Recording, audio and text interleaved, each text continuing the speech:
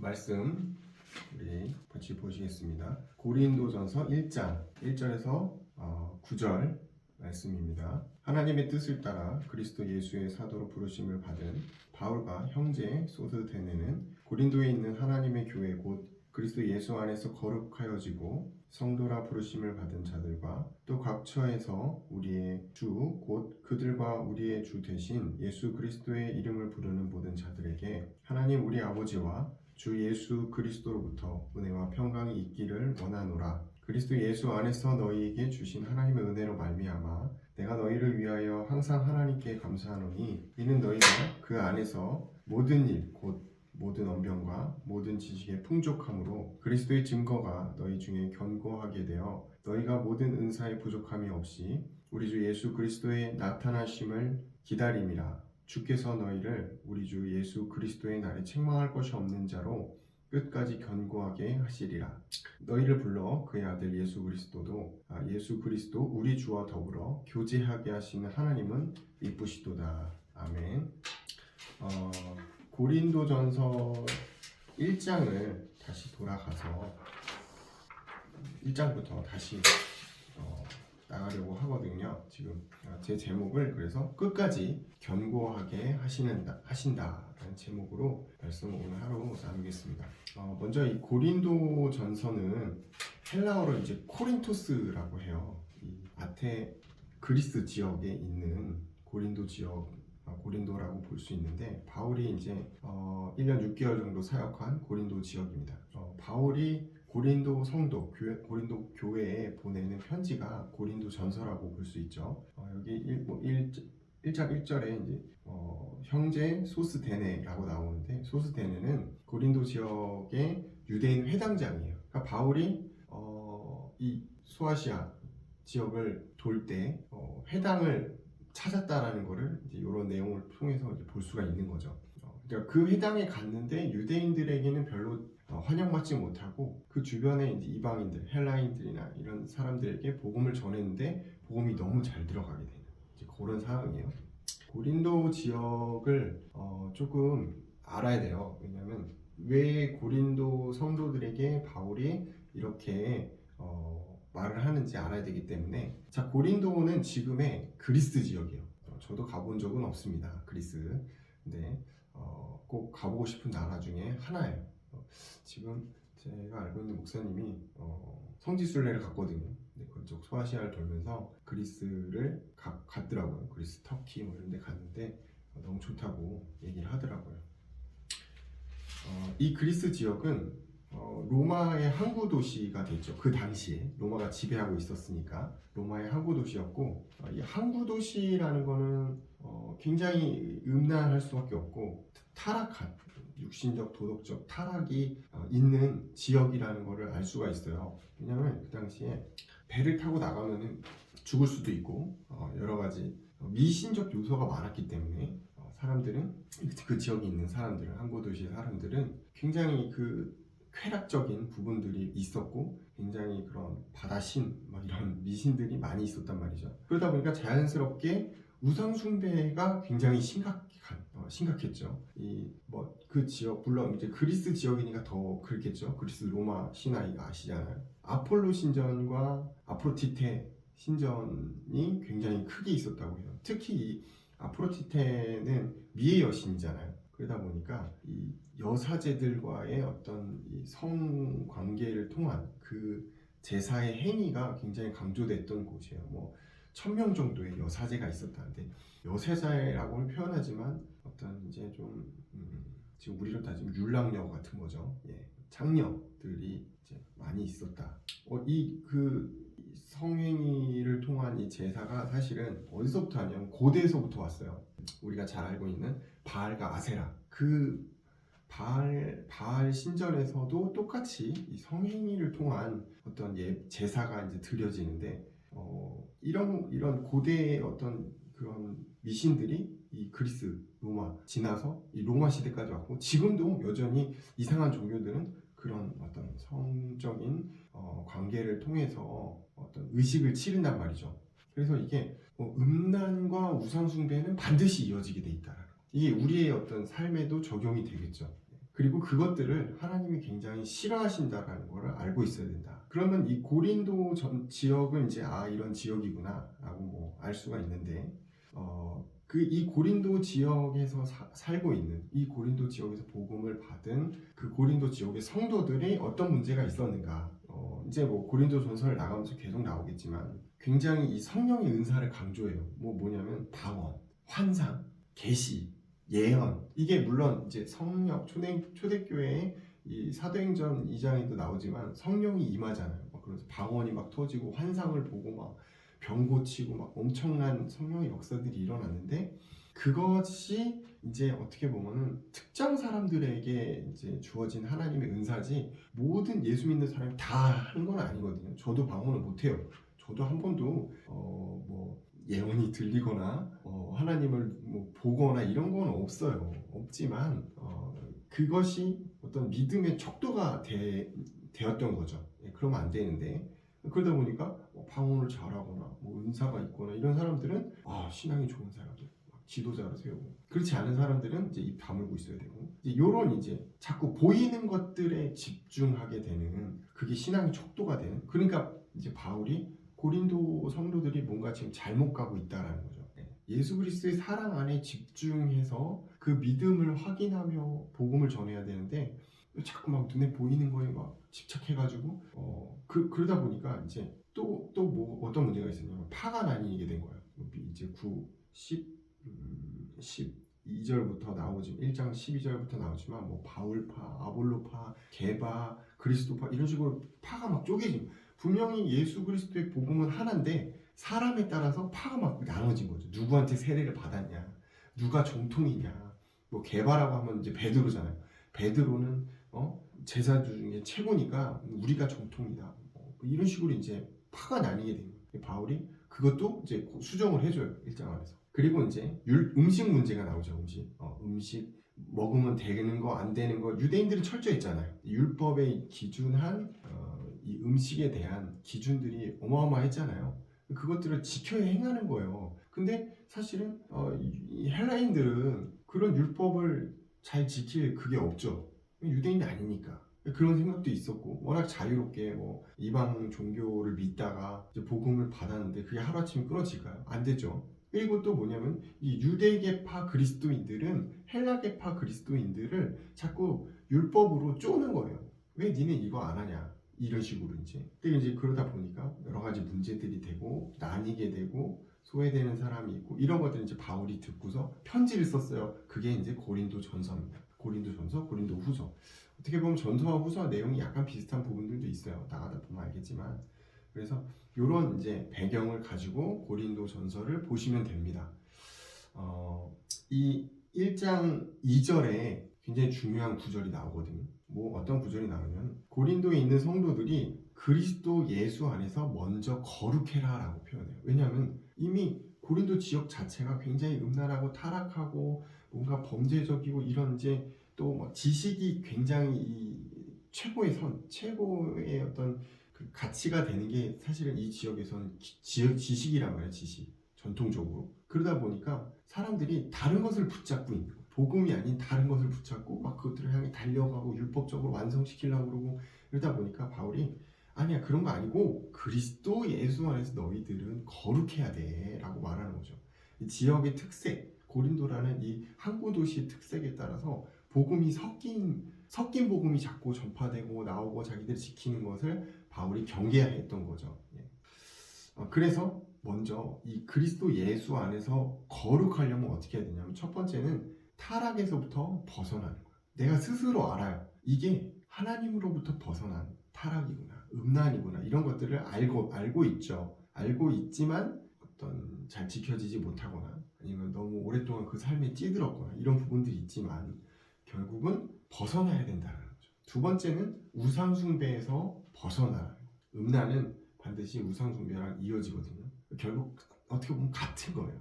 왜냐하면 우리가 예수 그리스도를 사랑하는 그런 신부의 마음을 가져야 되거든요. 근데 예수 그리스도가 아닌 다른 신을 사랑하게 되는 게 우상숭배잖아요.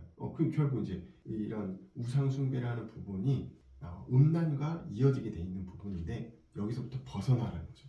그래서 어떻게 해야 되냐? 세 번째, 하나님이 기뻐하시는 내가 세워져야 된다. 그게 거룩이죠. 영과 육이 같이 가야 돼요. 영적인 것은 선한 것이고 육적인 것은 더럽고 타락한 거니까 이렇게 이제 인식을 하게 되면 영지주의로 간단 말이에요. 나는 영적인 활동이 깨끗하니까 육신적인 것은 아무리 막 더럽게 해도 난 영적으로 이미 구원받았고 깨끗해서 괜찮아. 잘못된 거죠. 영과 육은 이어져 있기 때문에 하나님이 기뻐하시는 삶과 행동을 하는 거예요. 그러면은 물론 저번 주에도 열심히 제가 말씀을 드렸지만 왜 거룩해야 되지? 이제 이런 게 있죠. 고린도서 1장 2절에 보니까 잘 나와서 우리가 하나님의 부르심을 받은 성도이기 때문에 우리는 거룩해야 되는 거죠.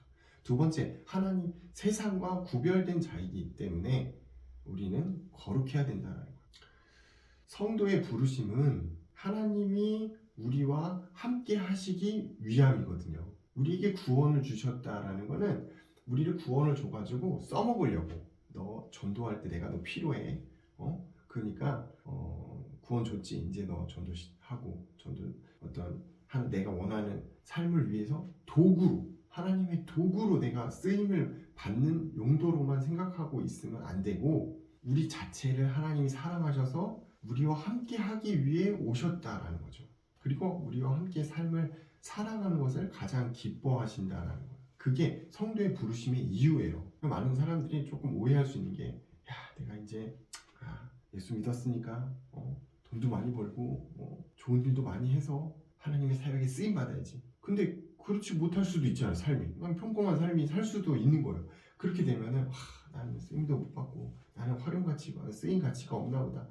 하나님 나를 왜 부르신 거야? 이렇게 생각하면 안 된다는 거죠. 하나님이 나를 부르시면 나라는 존재 자체를 하나님이 너무나 사랑하셔서 창세전 구원을 예비하시고 하나님의 은혜로 구원을 깨닫게 하셨다는 거죠. 그리고 하나님이 내 안에 오셔서 나와 함께 당신의 공생의 사역을, 그리스도의 삶을 살아가도록 하게 하신다라는 거. 그게 중요한 내용이에요. 많이 오해하고 있는 부분인데 어떤 하나님이 우리와 함께 하시고 그 삶을 살아가는 모든 과정, 이 임마누엘의 가정이 하나님의 기쁨이라는 거예요. 그래서 우리가 하나님의 목표를 이루는 도구가 아니고 하나님과 함께 살아가고 하나님의 형상이 회복된 존재라는 거, 좀 중요한 부분인 것 같아요. 그러면은 이 두 번째, 하나님의 은혜로 말미암아, 고린도전서 1장 4절에 보니까 그리스도 예수 안에서 너희에게 주신 하나님의 은혜로 말미암아 이렇게 나오죠. 은혜라는 거는 두 개의 의미가 있어요. 첫 번째는 구원에 대한 어떤 의미가 있어요. 구원을 받게끔 하나님이 은혜를 주시는 거죠. 그리고 두 번째 용도는 성화로 나아가게 하시는 은혜가 있어요. 그러니까 하나님의 은혜를 구한다 이거는 구원에 대한 의미가 있고, 우리가 앞으로 계속 삶을 살아가면서 하나님의 어떤 도움이나 어떤 위로부터 오는 힘이나 이런 부분들을 구하는 그런 부분이 있는 거죠. 그리고 조금 더 이것들을 포괄적으로 볼 수 있는 게 죄로부터 보호받는 것. 우리가 대부분 죄를 짓고서 하나님께 용서를 구하는 게 일반적인데, 그거 전에 완전 이제 사전 차단이지. 죄를 지을 수 없는 죄로부터 내가 보호받는 거예요. 은혜로 나를 딱 보호를 하는 거지. 이 방패를 딱 두르는 거예요. 은혜의 방패를 두르는 거죠. 그리고 하나님의 복을 누리는 것이 어떻게 보면 은혜라고 볼 수가 있어요. 그래서 나 은혜 받았다. 막 그러면은 뭐냐면 막 돈이 생기고 막 힘이 나고 이런 것도 있겠지만, 사실 은혜라는 부분은 영적인 거잖아요. 영적인 하나님의 축복을 내가 받은 거야. 네, 그런 이제 의미가 있을 것 같아요. 그래서 우리가 이 은혜라는 부분을 놓치고 살아간다는 것은 너무 힘든 일이고 사실 살기가 어려운 거죠. 하나님의 은혜로 말미암아라는 부분에서 조금 생각해 보면, 첫 번째, 나를 위해 준비하신 은혜가 있어요. 나를 위해 준비하신 하나님의 은혜가 뭐가 있을까요?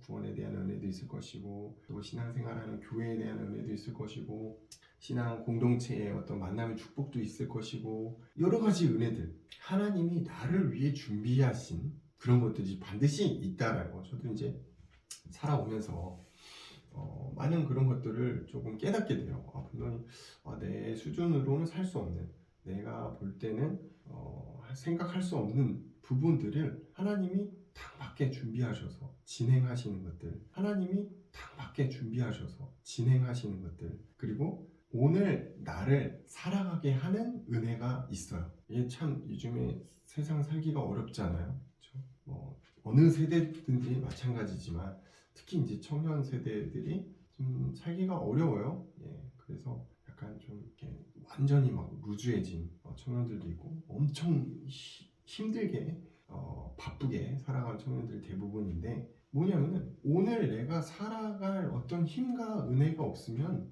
참 살기가 힘들더라고요. 그래서 오늘 나를 살아가게 하는 은혜가 있다라는 것을 반드시 기억을 하고 매일이면 제일 좋겠지만 우리가 수시로 또 매일 하나님의 은혜를 확인하고 하나님의 은혜로 나아가는 그런 부분이 필요한 것 같아요. 세 번째, 모든 상황 속에서 견고히 나를 붙드는 은혜가 있다라는 거예요. 그러니까 어떤 사람은 단순히 삶을 살아가는 것 자체도 너무 힘든 사람이 있어요. 너무너무나 힘들어서 그러니까 모든 이런 상황들이 너무 괴로운 거예요. 그러니까 진짜 막 삶을 놓아버리고 싶을 정도로 너무 힘든 그런 분들도 분명히 존재하잖아요. 그런데 구원받은 하나님의 자녀는 그 안에 성령이 역사하시고 일하기 때문에 나를 붙들어요. 성령 하나님이 나를 견고히 붙든다. 누구의 도움을 통해서든 어떤 영감을 통해서든 뭔가 이 내가 알 수 없는 하나님의 나를 굳게 단단히 붙드는 그런 은혜들이 있다는 걸 우리가 체험하게 되죠.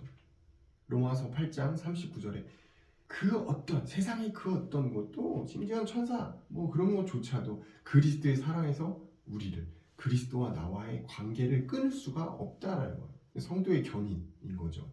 끝까지 견고히 나를 붙들어서 성화의 단계로 나를 하나님이 이끌어 가신다. 끝까지 포기하지 않으시고 나를 붙드시는 거예요. 그것도 하나님의 은혜에 포함이 되는 거죠. 그래서 우리는 모든 것을 은혜로 감당해야 돼요. 하나님의 일을 하는 것 이상으로 우리가 하나님의 은혜를 누리는 것이 굉장히 중요합니다. 사람마다 달란트가 달라요. 그래서 어떤 사람은 눈에 볼 때 화려하게 대단한 일을 많이 하는 것 같고 저 사람 진짜 다 하는구나 이런 사람도 있고 어떤 사람은 각자 맡은 자리에서 주의 일에 쓰임받는 경우들도 있고 어떤 사람은 그런 부분들도 조금 어려워서 그냥 하루하루를 힘겹게 살아가는 사람들이 있는데 어떤 일을 하는 것보다는 사실은 그것도 매우 중요하지만 그거 이전에 뭐가 돼야 되냐 우리가 오늘 매일매일 하나님의 은혜를 알고 누리는 것이 사실은 더 중요하다는 거예요. 그게 결국은 거룩과 연결이 되는 거예요.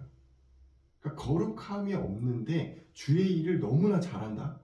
그러긴 어려운 부분이죠. 이제 그렇게 되면 이렇게 생각할 수 있는 거. 이 사람 머리가 좋구나. 일머리가 있구나. 이렇게 생각할 수 있는 거죠. 아니면 과거에 은혜 받은 것을 계속 써먹는 거예요. 근데 결국은 하나님과 나와의 관계에서 은혜가 끊기고 내가 거룩함을 잃어버리고 그죠? 타락한 상태에서 하나님의 일을 계속 진행한다. 문제가 올 수밖에 없죠. 하나님 그 사람을 쓰지도 않지만 문제가 온다라는 거예요. 왜냐하면 계속 내 머리로 그걸 하고 있다라는 거죠. 어떻게 보면 내 경험으로 내 짬으로 하는데 문제가 와요. 아무리 사역이 잘 풀리고 뭔가 일이 잘 되는 것 같아도 반드시 문제가 올 수밖에 없어요. 이 영적인 원리예요.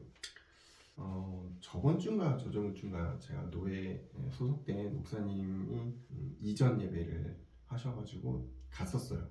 안 갈 수는 없는 아주 좀 관계가 있어가지고 가서 축하해드리고 이런 부분들 있었는데 너무 좋더라고요. 교회당이 너무 잘 만드셔가지고 예쁘게 규모가 크진 않았지만 이렇게 사이즈가 적당하게 이제 개척을 시작하는 제 입장에서는 너무너무 부러운 거죠. 너무 성도들도 이렇게 있고 너무 부러워 그런 부분들이 있었는데 어떻게 보면 이제 그런 것들을 이제 뭐 제 동기도 있고 뭐 이렇게 보면은 낙심도 되고 약간 상대적 박탈감도 조금씩 오고 약간 그런 게 있었거든요. 근데 그 낙심될 수 있는 시간표에 하나님이 나를 견고히 붙드는 것들을 조금 체험하게 됐어요. 그러면서 주시는 생각들이 각자 시간표가 있다. 지금 너의 시간표가 이렇지만 지금 저분의 시간표가 이런 것처럼 각자의 삶의 시간표가 다르다. 그러면서 하나님이 나를 은혜로 붙드시더라고요. 그래서 지금 너는 하나님을 온전히 누리는 은혜 가운데 있는 걸 집중해라. 이런 이제 좀 생각과 말씀 주셔서 정리를 하게 됐어요. 그래서 잠깐 낙심하고 다시 조금 회복하는 부분들이 있거든요.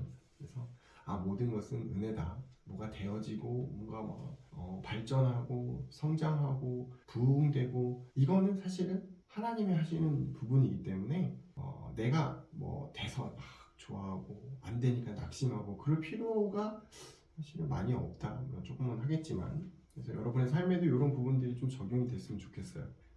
지금의 현실에 너무 낙심하지 마시고 각자 시간표가 있으니까 이 과정에서도 하나님의 은혜를 찾아보고 누려보셨으면 좋겠습니다. 세 번째, 그러면 세상 속에서 우리는 어떻게 살까? 이게 사실 제일 중요하죠. 우리가 아무리 많이 이제 이런 설교나 이런 부분들을 들어도 적용해야 되는 게 제일 중요하죠. 첫 번째, 아직 복음 안에 들어오지 못한 사람들에 대한 안타까운 마음을 가져야 된다. 지금 보니까 약간 이 시대적으로 어떤 구도가 있냐면 선과 악에 딱 나눠지는 이분법적 구도가 있죠. 신자와 불신자 막 이렇게 딱 나눠져요. 자꾸 뭘 자꾸씩 나누려고 그래요. 구분 짓고 나누고 이런 부분들이 이제 있죠. 그럼 남과 여는 정확히 나눠줘야 돼요. 하나님 나누신 거기 때문에 이거를 뭐 중간에 끼고 이런 건 없죠. 제가 뭐 트럼프 추종자는 아닙니다만 성경적으로 이거는 있기 때문에 일단. 근데 나누는 구도들이 자꾸 나오는데 그러니까 우리도 그런 거죠. 복음을 받은 신자와 복음 받지 않은 불신자를 자꾸 구분해서 나누려고. 그러니까 자꾸 교회 안에 공동체에서만 뭔가를 하려고 그러는 부분들이 있는 거죠. 근데 하나님이 우리에게 복음을 먼저 주신 것은 먼저 받은 복음을 전파하는 데 의미가 있는 거거든요. 그래서 아직 복음 안으로 들어오지 못한 자들에 대해서 우리는 안타까움을 가지고 기도해야 되는 게 맞는 거예요. 구분지어서 너희들은 아니구나, 너희들은 구원받지 못한 자들이구나, 선택받지 못했구나, 이런 이제 생각에서는 좀 벗어나야 될 필요가 있는 거죠. 두 번째는 있는 그대로의 나와 타인을 사랑하는 거예요. 너무 이제 너무 좀 착한 그리스도인 같은 표현인데 사랑은 기독교의 핵심 어떤 이제 내용이죠.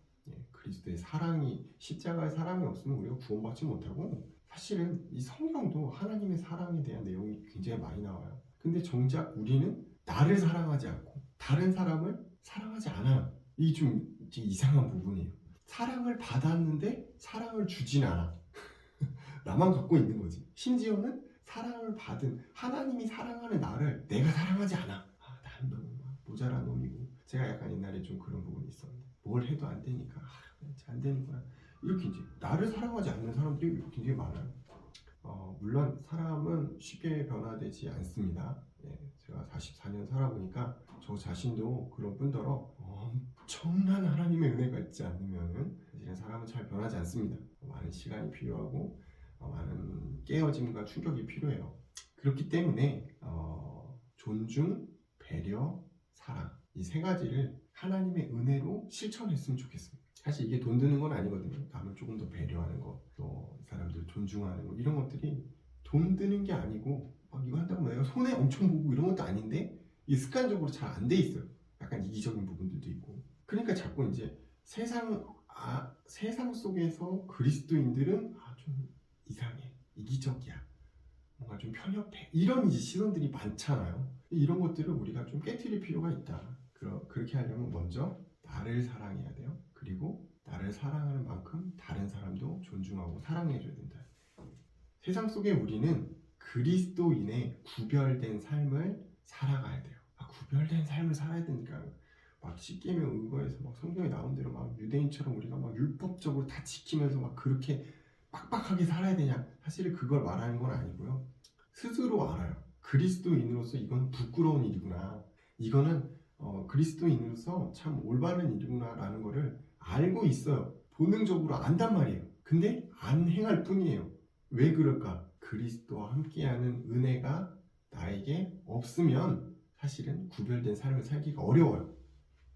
유대인은 그럼 어떻게 잘하냐? 뭐 이슬람도 막 엄청 그런 거 잘 지키잖아요. 사람들은 율법을 지켜야 구원받는다고 생각하기 때문에 죽자고 그걸 하는 겁니다.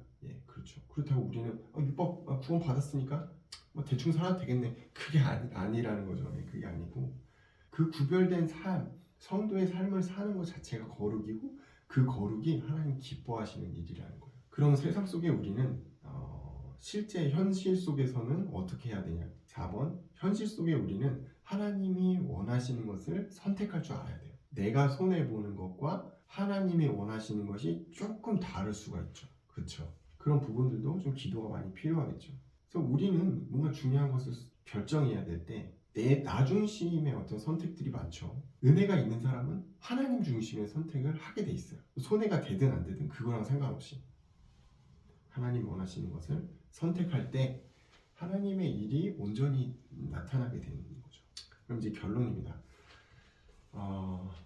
그리스도의 은혜가 우리를 끝까지 견고히 붙드신다라고 했는데,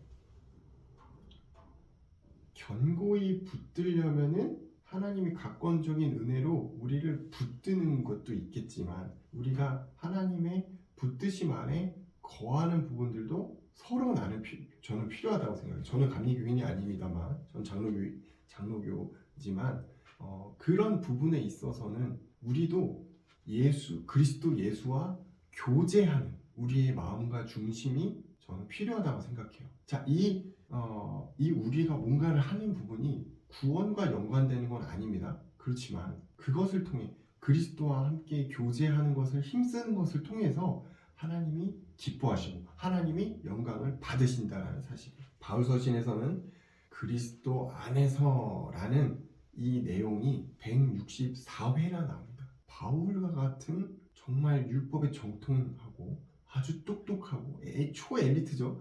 그리고 뭐 최초의 캠프어를 했던 사람 아닙니까?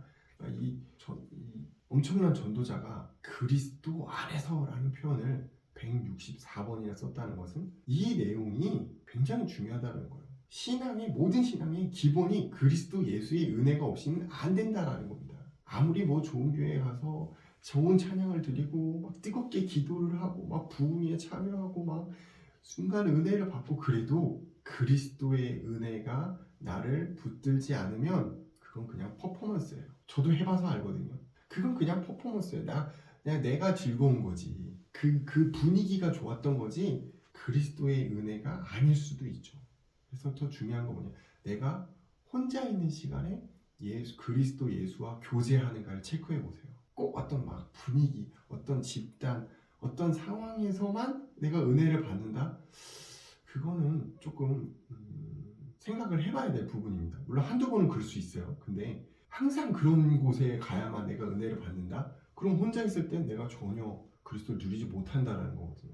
그럼 뭐냐면 내가 그리스도와 인격적으로 1대1 관계에서 교제함이 없는 거예요. 그리스도 예수 안에 특별한 은혜가 있습니다. 인간관계에서 얻을 수 없는, 내가 뭔가 열심히 일해서 얻어내는 것이 아닌 그리스도와 나와의 교제를 통한 특별한 관계가 있다는 거예요.